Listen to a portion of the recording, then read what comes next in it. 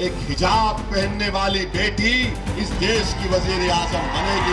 And we are extremely confident that Indian Prime Minister will always be a Hindu person. वो छोटे दिमाग के आदमी है, इस तरह से छोटी छोटी बात करते हुए। हिजाब पहनने वाली बेटी एक दिन इस देश की प्रधानमंत्री बनेगी, ये बयान दिया है असदुद्दीन ओवैसी ने।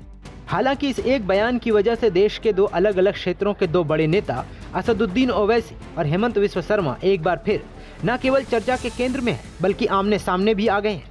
असम के मुख्यमंत्री हेमंत विश्व शर्मा और AIMIM प्रमुख असदुद्दीन ओवैसी के हालिया बयानों ने देश में संविधान की अहमियत के पुराने सवाल को नए शब्द दे दिए। फर्क बस इतना है कि इस बार मुद्दा सीधे प्रधानमंत्री पद तक जा पहुंचा है। महाराष्ट्र के सोलापुर में एक चुनावी रैली को संबोधित करते हुए ओवैसी ने कहा था कि एक दिन हिजाब पहनने वाली महिला भारत की प्रधानमंत्री बनेगी, क्योंकि देश का संविधान सभी समुदाय के लोगों को समान दर्जा देता है, जबकि पाकिस्तान में ऐसा नहीं होता और वहां केवल एक ही धर्म के लोग सर्वोच्च संवैधानिक पदों पर आसीन हो सकते। सुनिए उनका बयान। पाकिस्तान के संविधान में लिखा हुआ है कि सिर्फ एक ही मजहब का आदमी पाकिस्तान का प्राइम मिनिस्टर या सदर बन सकता है।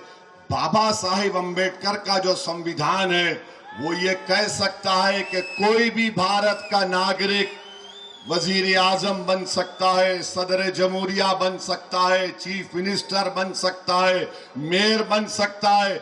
और असदुद्दीन ओवैसी का ख्वाब यह है कि एक दिन आएगा इस देश में इंशाअल्लाह ताला, शायद हम और आप नहीं रहेंगे मगर देखना, एक हिजाब पहनने वाली बेटी इस देश की वजीर आजम बनेगी इंशाअल्लाह ताला।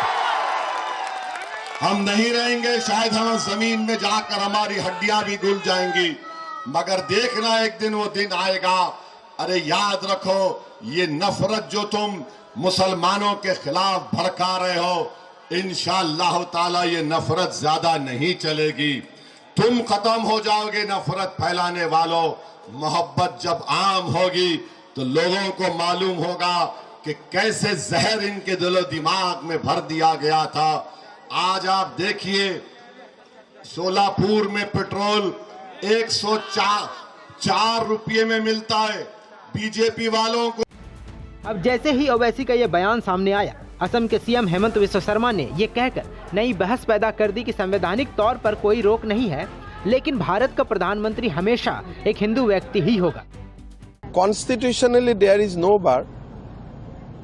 Anybody can become prime minister, but India is a Hindu nation, Hindu civilization, and we will always believe and we are extremely confident that Indian Prime Minister will always be a Hindu person. अब जब हेमंत विश्व शर्मा ने ये बयान दिया कि हिंदुस्तान में PM सिर्फ एक हिंदू ही हो सकता है, तो ओवैसी ने उन्हें छोटे दिमाग वाला इंसान बता दिया। ये भी सुनिए। ऐसा है ना, उनके दिमाग में ट्यूबलाइट है, उनको संविधान पे वो ओत लिए हैं। संविधान में कहाँ लिखा हुआ है? वो पाकिस्तान की ज़हनियत रखता है हेमंत विश्व शर्मा, इसीलिए कि पाकिस्तान के संविधान में लिखा हुआ है कि एक ही समुदाय का आदमी ही देश का प्रधानमंत्री, उस देश का और प्रेसिडेंट बन सकता है। हमारे देश में बाबा साहब अम्बेडकर का संविधान जो दिया हुआ है, जो हेमंत विश्व शर्मा से ज्यादा दिमाग था, ज्यादा पढ़े लिखे थे। अफसोस ये है कि जो लोग संविधान को ना समझते, ना उसकी स्पिरिट को समझते, और ये देश किसी मजहब का समुदाय का नहीं है, ये देश की खूबसूरती है कि जो किसी भगवान अल्लाह को नहीं मानता उसका भी देश है ये। तो उनकी सोच छोटी है, वो छोटे दिमाग के आदमी है, इस तरह से छोटी छोटी बात करते वो। Thank you.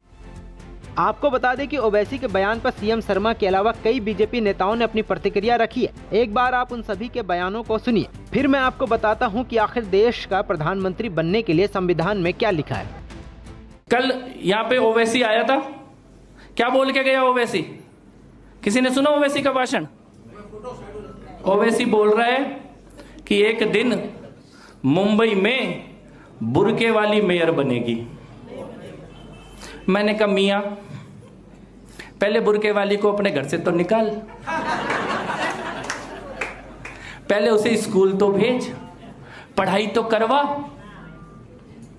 अभी तो तुमने ट्रिपल तलाक और हलाला में कुचल के रखा हुआ है, और बुर्के वाली की आंखें खुल गई तो ईरान में देख लो क्या कर रही हैं बुर्के वालियां। ईरान में देखा किसी ने क्या हो रहा है? देखा ईरान में जिस दिन इधर ऐसा हो गया ना, उधर ओवैसी खुद ही बुर्का पहन के भागेगा उस दिन।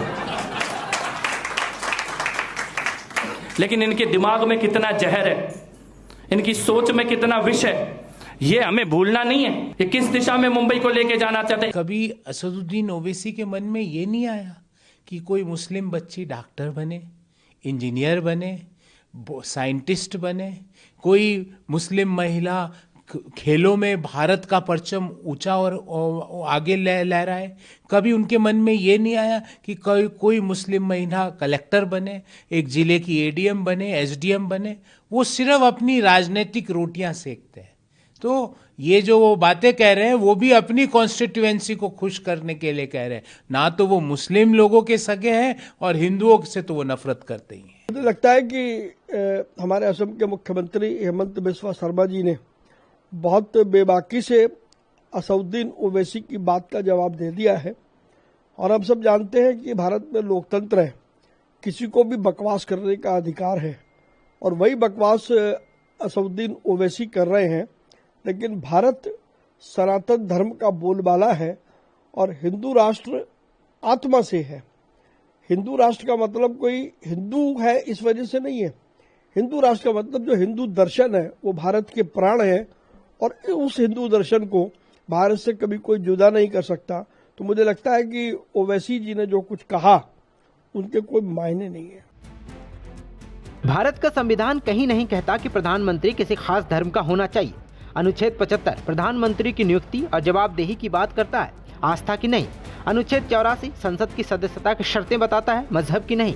और सबसे अहम, संविधान की प्रस्तावना भारत को पंथ निरपेक्ष गणराज्य घोषित करती है। भारत का प्रधानमंत्री बनने के लिए कोई सीधी जनता द्वारा वोटिंग नहीं होती। लोकसभा चुनाव में बहुमत यानी कि 272 से ज्यादा सीटें पाने वाले पार्टी या गठबंधन अपने संसदीय दल के नेता को प्रधानमंत्री चुनता है। राष्ट्रपति उस नेता को नियुक्त करता है। नागरिकता, वो व्यक्ति जो भारत का प्रधानमंत्री बनना चाहता है उसका भारत का नागरिक होना अनिवार्य है। उम्र की बात करें तो लोकसभा सदस्य के लिए न्यूनतम आयु 25 वर्ष है और राज्यसभा के लिए 30 वर्ष। संसद सदस्य लोकसभा या राज्यसभा का सदस्य होना चाहिए।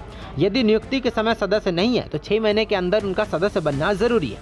लोकसभा में बहुमत, प्रधानमंत्री को लोकसभा में बहुमत 50% प्लस 1 का समर्थन होना चाहिए।